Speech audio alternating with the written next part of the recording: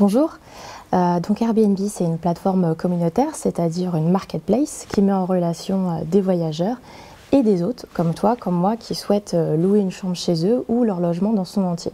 En termes de logement, donc aujourd'hui nous avons plus d'1 million de logements sur le site, dont plus de 100 000 qui sont en France. Et si je prends l'autre côté de la marketplace, les voyageurs, c'est déjà plus de 30 millions de personnes qui ont voyagé grâce à Airbnb. Et si je fais un focus sur le français, ils sont plus de 3 millions à avoir voyagé avec Airbnb depuis 2008, depuis la création du site. Donc nous sommes le deuxième marché après les États-Unis, que ce soit en termes de voyageurs qui sont venus en France, mais aussi en termes de Français qui voyagent en France et à l'étranger. Donc on parle donc de destination, mais aussi d'origine. Donc en termes de structure, Airbnb, c'est plus de 1000 employés dans le monde. Une grande partie se trouve à San Francisco, car c'est là où se trouvent les équipes, notamment les équipes qui s'occupent du produit. Donc ce sont les ingénieurs, les designers, toute l'équipe photographie. Mais Airbnb, c'est aussi local. En effet, nous sommes présents dans plus de 190 pays. Et pour adresser ces marchés, nous avons plus de 15 bureaux qui sont répartis dans le monde. Donc Airbnb, c'est aussi une plateforme de confiance, c'est la communauté qui note la communauté. Donc lorsque tu voyages avec Airbnb, tu vas à un moment donné quitter ton logement, tu vas dire au revoir à ton hôte et là tu vas lui laisser un commentaire et une note. Et en fait, une tendance que je trouve vraiment intéressante qui est en train de se dessiner, c'est qu'on voit de plus en plus de personnes qui vont mettre leur notation Airbnb ou afficher leur statut de super host sur leur CV. Je ne parle pas des CV qu'on reçoit chez Airbnb, mais des CV qui vont être envoyés dans d'autres entreprises. Encore dernièrement, j'ai une amie qui travaille dans une banque et qui m'a fait part, elle a reçu un CV avec ce type d'informations.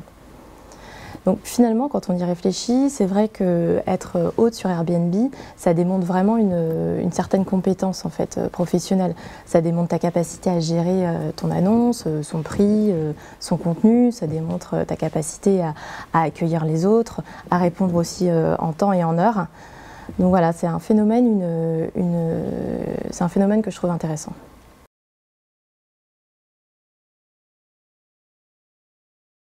Donc le mobile chez Airbnb, ça répond à plusieurs usages.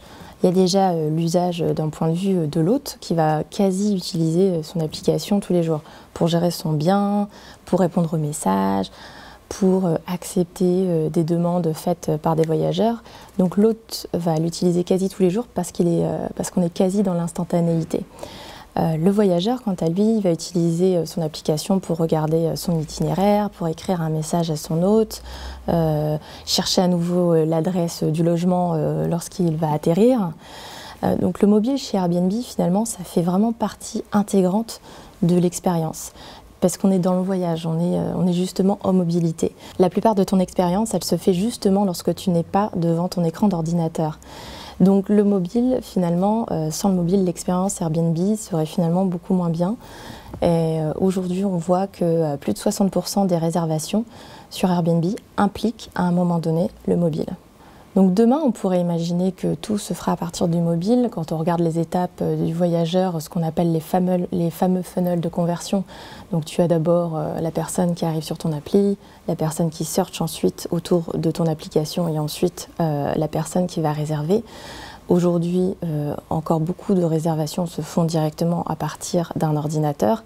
Par contre, le search se fait vraiment de plus en plus à partir du mobile, notamment pour l'usage « je recherche un logement ce soir ». Et par rapport à ça, on a maintenant sur l'application, on propose des logements qui sont près de là où l'utilisateur se trouve en utilisant notamment les outils de géolocalisation. Donc pour Nightat, on s'est vraiment inspiré de notre communauté, de nos hôtes existants. En effet, grâce à eux, quand tu vas sur le site, on peut déjà trouver des caravanes réaménagées, des roulottes réaménagées, on peut trouver des châteaux, des cabanes en bois, il y a même une île aux Fidji.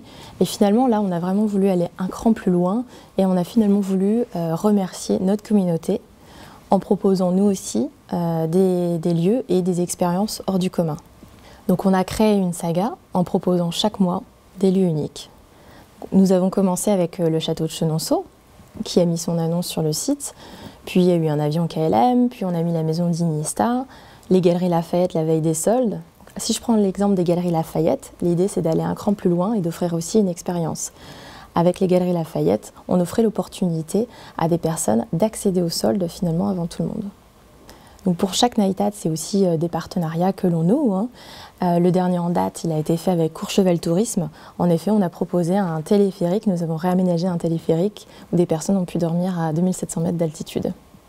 Donc Night Hat, ce sont des logements qui sont disponibles soit plusieurs nuits ou une nuit. Et là, on va mettre en place un système de jeu concours. Et en fait, Night Hat, à chaque fois, ça nous permet vraiment de nourrir la marque sur le côté Belong Anywhere, qui est notre tagline, pour rappeler à chacun que finalement, Airbnb, c'est vraiment se sentir chez soi partout où on va aller dans le monde. Et c'est aussi rappeler à tout le monde que Airbnb, c'est une grande diversité de logements. Donc à chaque fois qu'on a annoncé un nouveau lieu, hein, cela a généré énormément de conversations sur les réseaux sociaux. On a généré aussi beaucoup de presse. Donc sur les 4 derniers, on a généré plus de 1000 articles. Donc la vidéo de l'expérience KLM, elle compte plus d'1 million de vues. Donc Night Hat, nous en sommes fiers parce que c'est un concept, une saga que nous avons créée en France. Petit à petit, nous avons rallié d'autres pays européens et c'est maintenant devenu une franchise globale pour Airbnb.